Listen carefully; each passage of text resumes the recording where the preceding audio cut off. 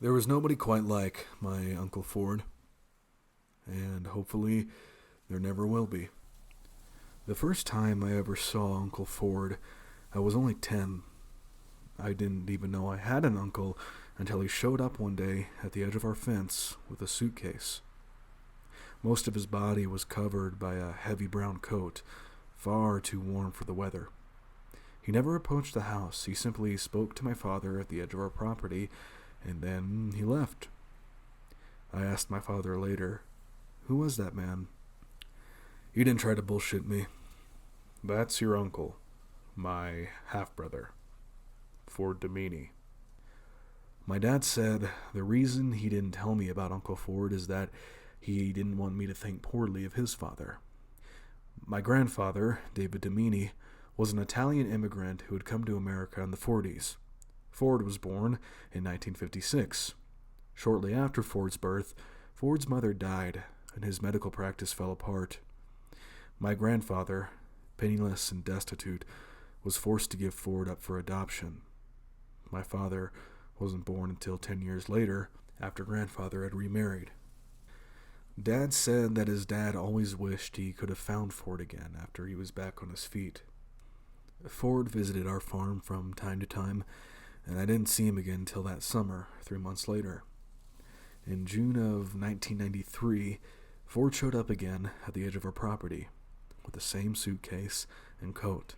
My father wasn't there when he arrived, but I knew to greet the man. "You're my dad's brother, aren't you?" Half-brother, but yes, I am. "How come you never showed up till now?" I'd been traveling. I never knew that I had a nephew till now. "You okay, mister?" Yes, I am.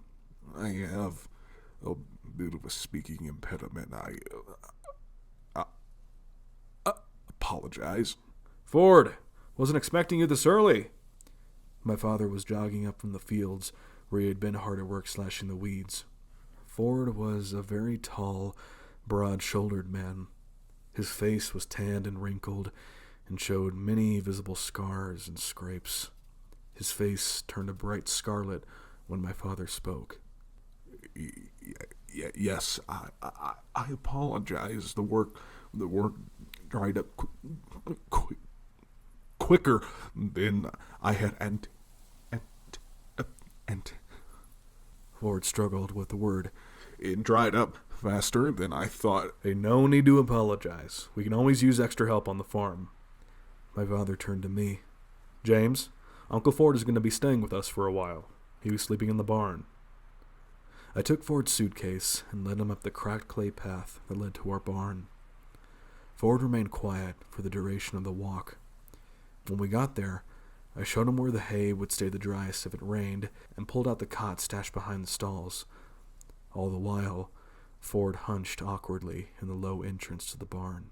"We aren't tending any cattle or goats this year, so you'll have the barn to yourself." He nodded.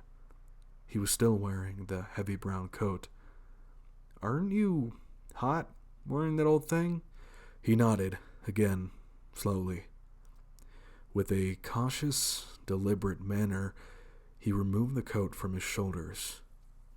I realized that the coat was not meant to keep him warm, but rather to cover up his body. Sprouting from his sides were not 2, but 4 arms. The second set started just below the armpits. They were smaller and thinner than his other arms, but they all moved in conjunction as he folded up his coat. I gasped.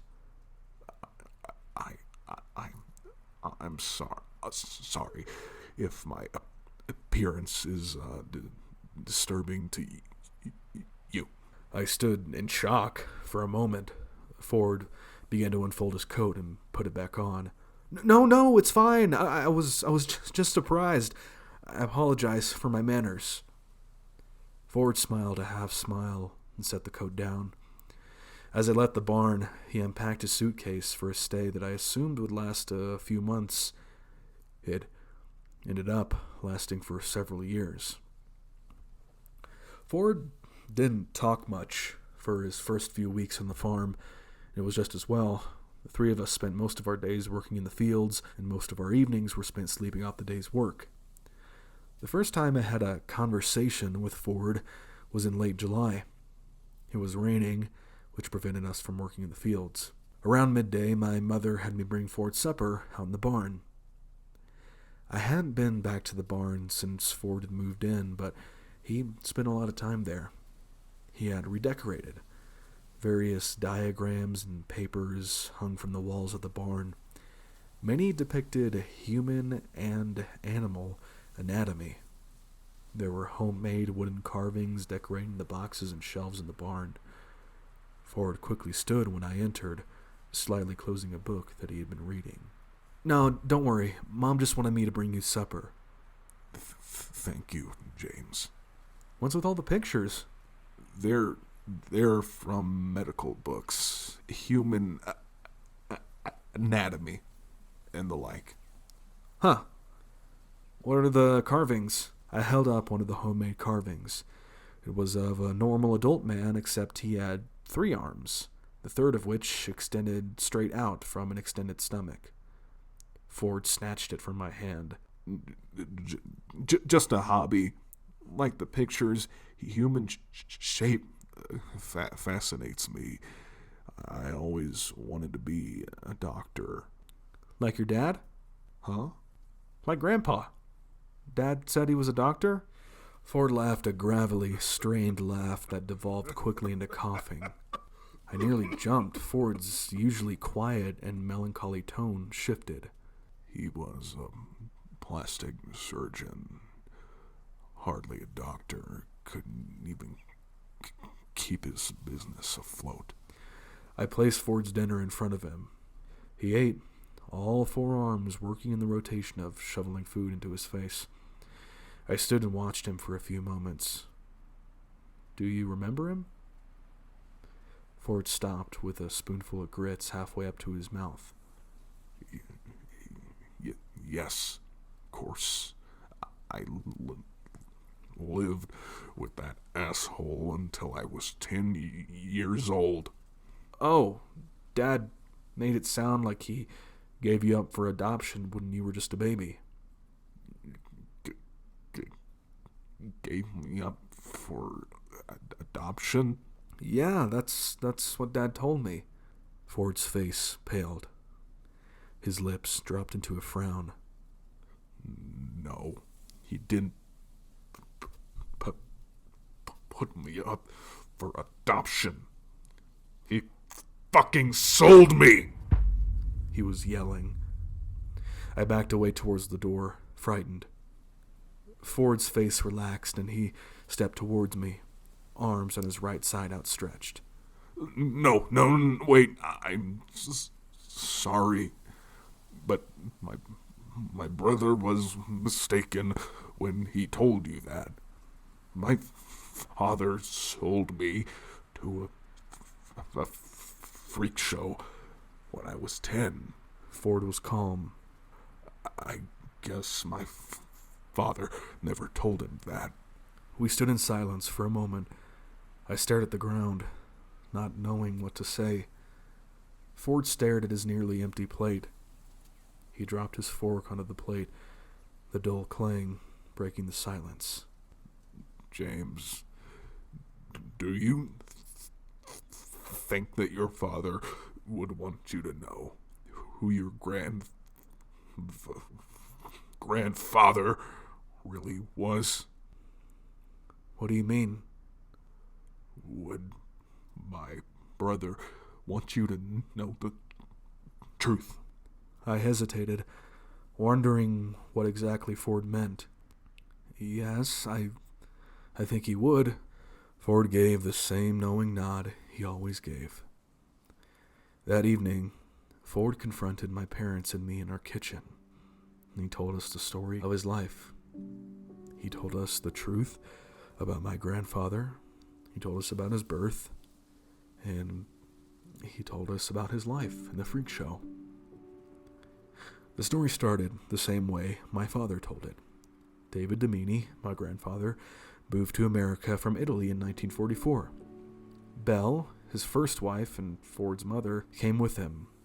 He spent the first 5 years studying at Stanford Medical School, when he got his doctorate, and he went into the field of reconstructive plastic surgery.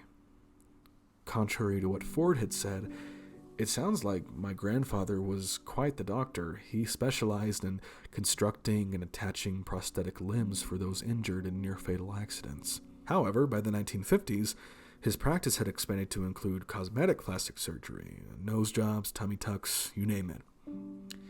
They lived in Los Angeles, where, thanks to David's skilled hands, they were heralded as minor celebrities. In 1955, Belle learned that she was pregnant with Ford. The way Ford told it, this was just another link in the chain of good fortune that had fallen in the laps of the Dominis since they came to America. Ford was born on February 29th, 1956. The delivery was particularly difficult. It lasted 12 hours, bringing Belle intense physical and mental stress. When the delivering surgeon placed the baby upon her, she screamed at the four-armed child squirming in her arms. Ford told us that she died shortly after of blood loss resulting from his birth. He claimed that his first memory is of her screams. "It's all wrong. This can't be my baby." Ford told us that my grandfather blamed him for Belle's death. He became drunk and distraught, and his practice fell apart over the next 10 years. Ford spent those 10 years alone, having been deemed too freakish for normal society. Ford was kept chained up in the attic, with the only window boarded shut by my grandfather. He was homeschooled and brought all of his meals by a maid who had been paid off for her silence. As far as the LA elites knew, David Domini's child was born dead. Despite his contempt for Ford, Ford told us that my grandfather was never violent, but always very clear about his disdain for Ford. He regularly told Ford that he was a mutant, a monster, that he should never have been born. Ford told us that he grew used to the verbal abuse after a while, but that he was crushed by the crippling loneliness. Apart from his father and the maid he saw for a few hours every day, Ford was separated from the living world for the first 10 years of his life. His one solace was a hole in the boards that covered his only window. Through it, he watched neighborhood children playing in the street.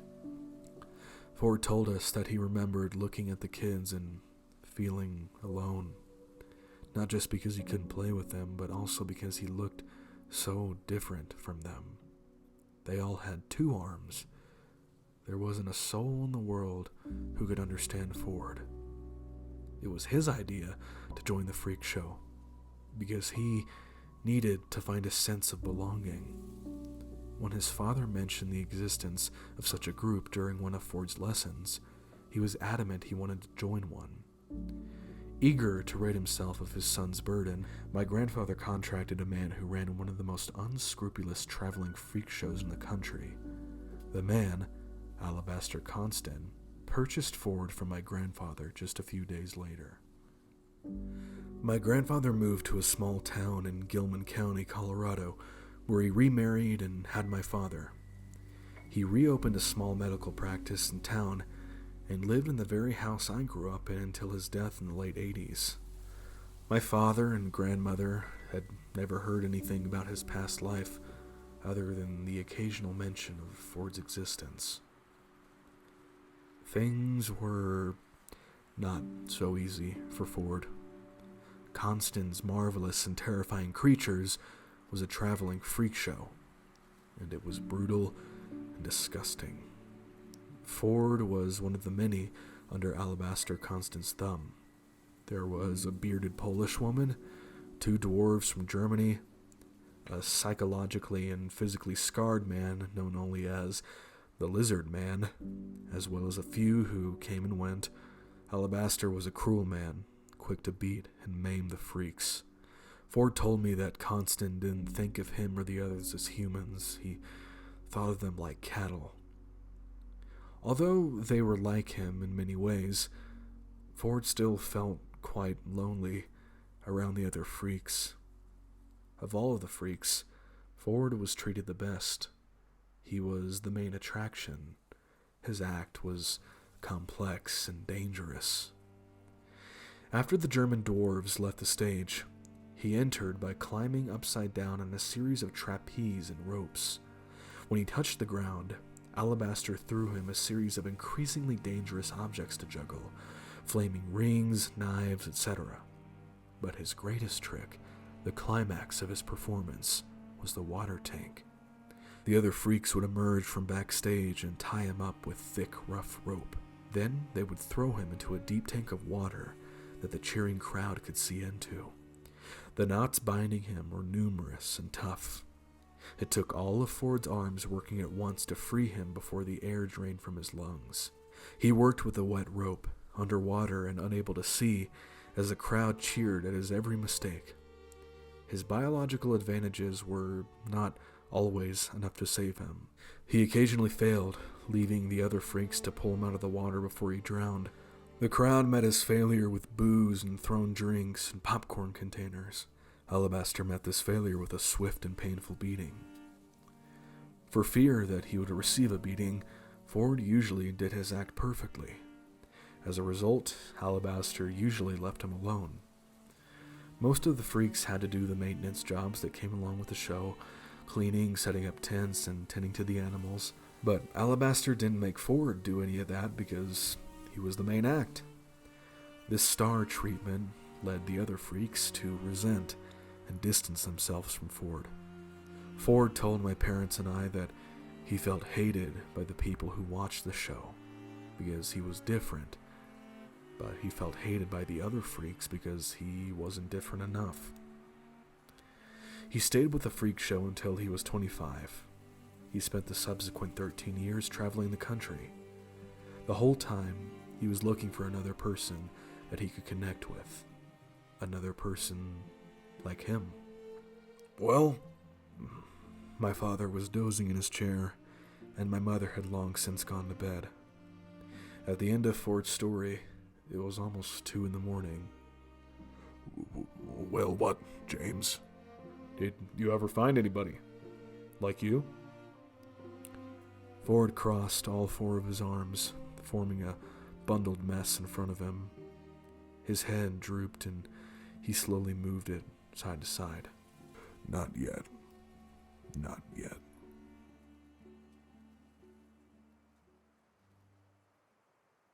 Uncle Ford stayed with my family through the winter, and by springtime, Ford had started the surgeries.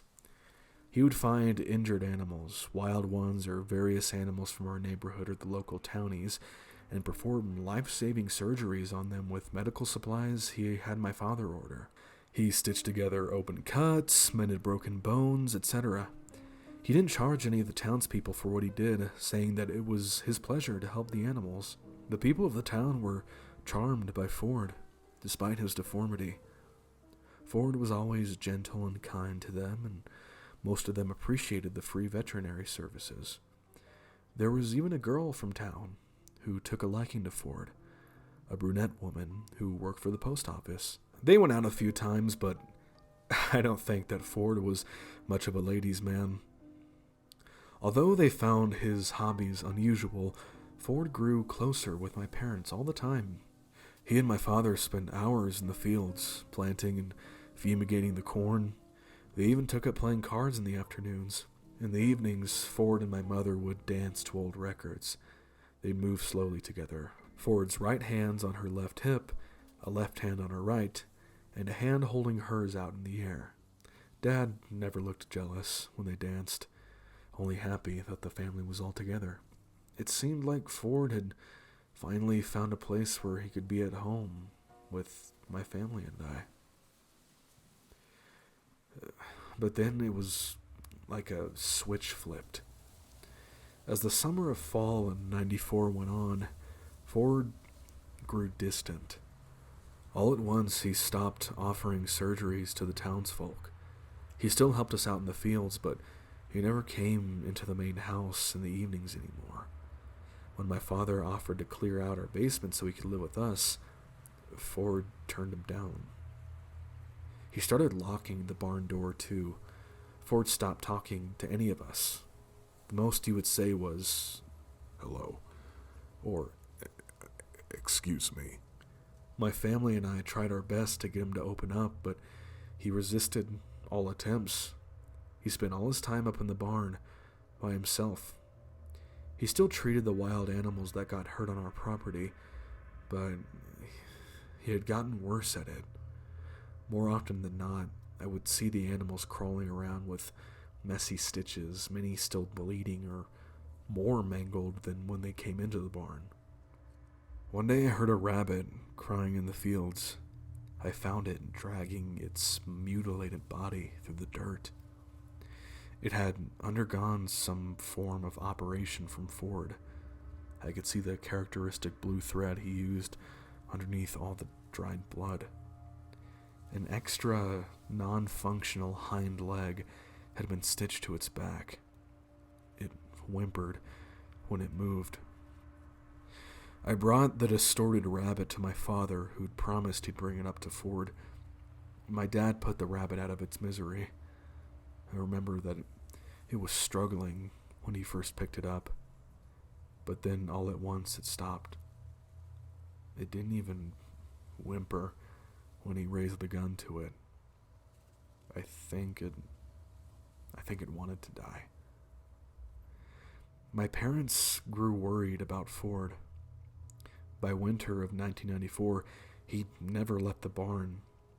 My parents considered calling the police and having him removed, but my mother worried what might happen to him if he was taken to jail. Ford had already had a hard life.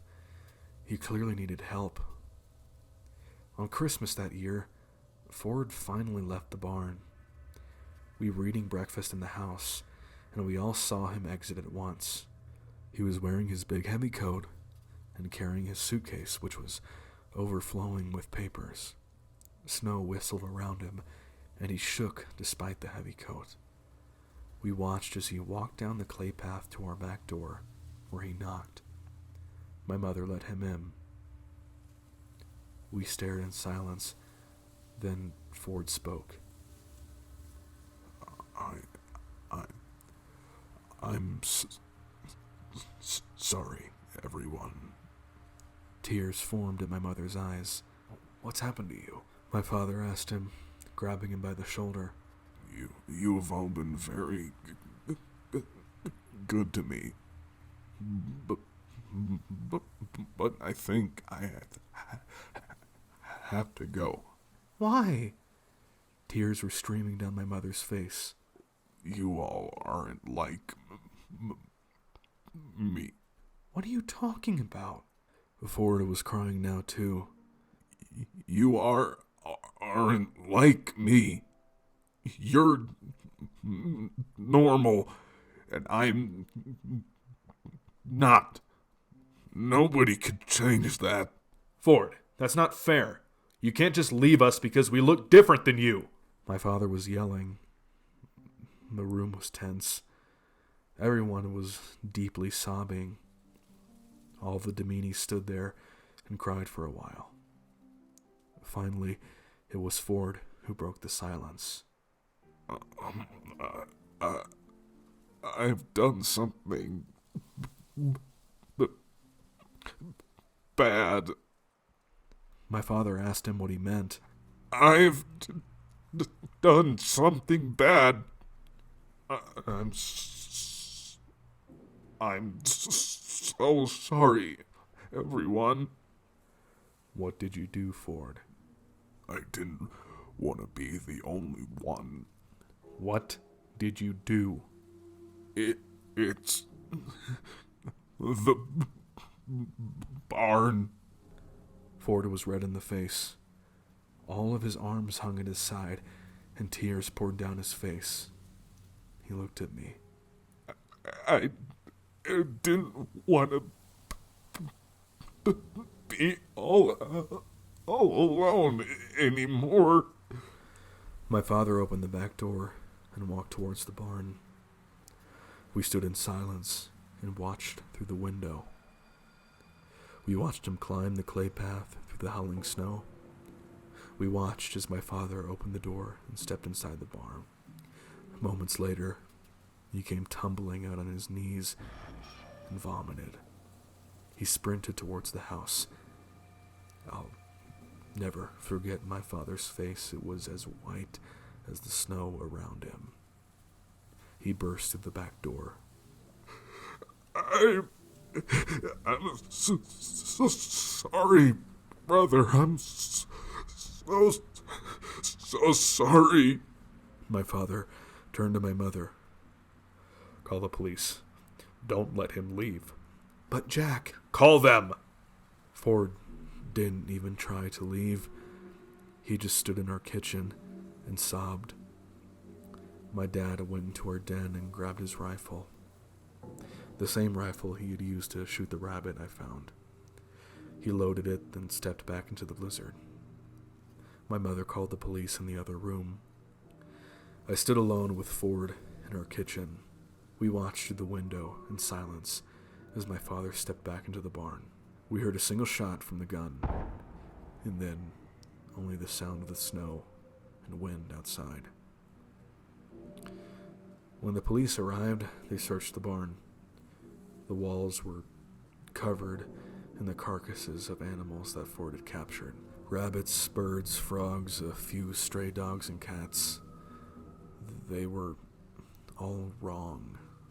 They had parts sewn onto them. Arms, legs, ears, tails that didn't belong. Most had an extra set of limbs sewn onto the other side of them in a sick imitation of Ford's extra limbs. The animals were dead from either blood loss or infection. The floor was covered in dried blood and filth. The police found in one corner of the barn a pair of dirty boots and a soil-covered shovel.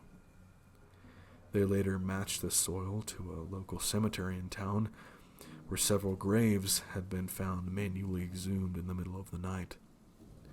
Ford had been digging, but I saw with my own eyes the horror that caused my father to retch outside the barn.